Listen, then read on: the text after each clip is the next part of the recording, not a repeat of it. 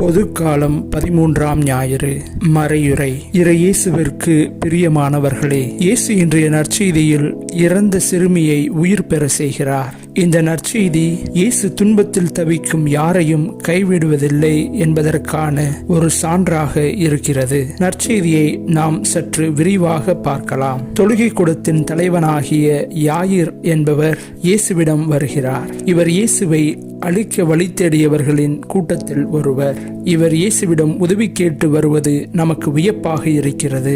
அவர் இயேசுவிடம் வந்து அவருடைய காலில் விழுந்து சாகும் தருவாயில் இருக்கும் தன்னுடைய மகளை குணமாக்கும்படி வேண்டுகிறார். இயேசுவிற்கு யாயிர் தன்னை அழிக்க விரும்புகிறவர்கள் கூட்டத்தில் ஒருவர் என்பது தெரியும். தன்னிடம் உதவி கேட்பது தன்னை அழிக்க விரும்பும் எதிரி என்றாலும் கூட இயேசு அவருக்கு உதவிட முழு மனதோடு அவர் பின் செல்கின்றார். தன்னிடம் வருபவர்கள் யாராக இருந்தாலும், யூதரோ பிற இனத்தாரோ, நல்லவரோ பாவியோ, அவரை பின்பற்ற விரும்புகிறவரோ அல்லது அழிக்க விரும்புகிறவரோ யாராக இருந்தாலுமே நம்பிக்கையோடு அவரிடம் வரும்போது இயேசு அவர்களுக்கு அடிபணிகிறார். அப்படி இயேசு யாயிருக்கு உதவிட அவரோடு செல்கின்ற வழியில் ஒருவர் அவர்களை எதிர்கொண்டு வந்து அந்த சிறுமி இறந்து விட்டதாக கூறுகிறார். தன்னுடைய மகள் இறந்ததை கேட்டதும் யாயிர் உடைந்து போகிறார். பதட்டமும் கவலையும் அவரை சூழ்ந்து கொள்கிறது. இயேசு அவரிடம், அஞ்சாதீர், நம்பிக்கையை மட்டும் விட்டுவிடாதீர் என்று கூறுகின்றார்.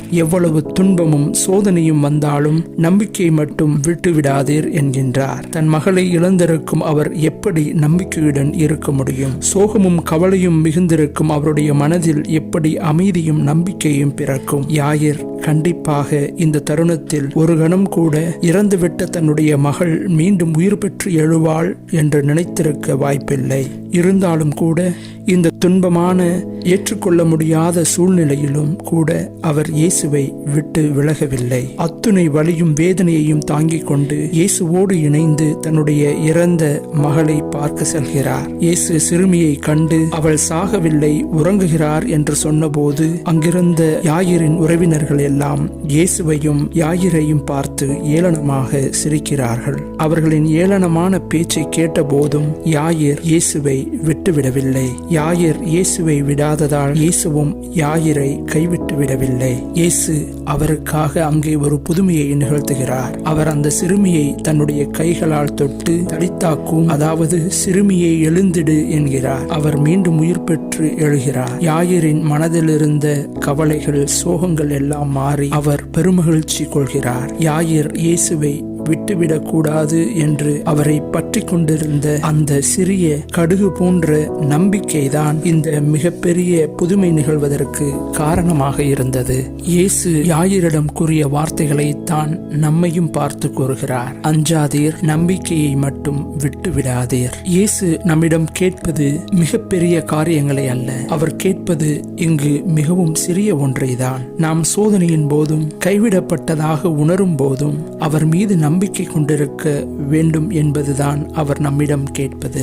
நாம் நம்முடைய கடினமான சோதனை நிறைந்த தருணங்களில் இயேசுவின் வார்த்தைகளை நாம் நம்முடைய மனதில் ஏற்பதன் மூலமாகவோ, நம்முடைய கைகளை அவருடைய கைகளுக்குள் நம்பிக்கையுடன் வைப்பதன் மூலமாகவோ, அல்லது அவரது நாமத்தை நம்முடைய இதழ்களில் உச்சரிப்பதன் மூலமாகவோ அவரை விட்டு விலகிவிடாமல் இறுக பற்றி கொள்ள வேண்டும் என்று இயேசு விரும்புகிறார். நம்மை விட்டு எல்லாம் விலகி சென்றாலும், மற்றவர்கள் நம்மை புறக்கணித்து உதறிச் சென்றாலும் நாம் இயேசுவின் கைகளை எப்போதும் இறுக பற்றி இருக்க வேண்டும். நாம் இப்படி இயேசுவின் கைகளை பிடித்து கொண்டு அவரோடு இணைந்து வாழ்ந்தோம் என்றால் கண்டிப்பாக அவர் இன்றைய நற்செய்தியில் யாயிருக்கு செய்தது போலவே நம்முடைய வாழ்விலும் புதுமைகளை செய்வார். நம்முடைய துன்பங்களையும் சோகங்களையும் அவர் கண்டிப்பாக பெருமகிழ்ச்சியாக மாற்றிடுவார். ஆமென்.